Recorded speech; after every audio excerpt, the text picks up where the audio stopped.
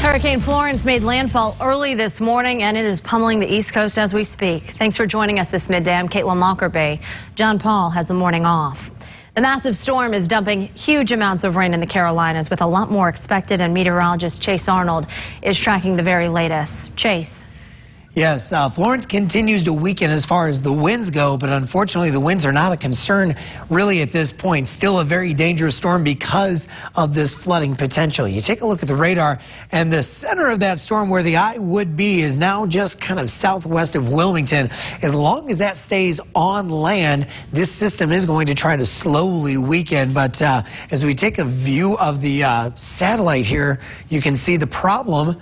It's only moving at 3 miles an hour. So all that rain is continuing to fall in the exact same spots hour after hour. As far as the impacts go on the northern end of the storm, you're still getting some significant storm surge. Areas like New Bern having to get evacuated this morning, or at least folks from New Bern, because of all that storm surge. On top of the predicted rain, we're still looking at 20 to 30 inches across portions of the Carolinas. Now, as we take a look at the track, you can see by Saturday evening, now starting to push into South Carolina, and it'll be out of this area by the weekend. But will it impact our forecast at all over the coming days?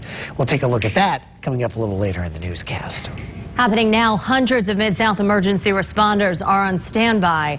The Shelby County Office of Preparedness tweeting out photos of swiftwater rescue teams from Germantown, Atoka, Millington, and Shelby County. They're in South Carolina right now, and more than 250 ambulances from each Mid-South state are parked, and they're ready to help as well. Meanwhile, federal help is standing by as residents brace for the worst. Rescue crews are preparing to deploy wherever they're needed.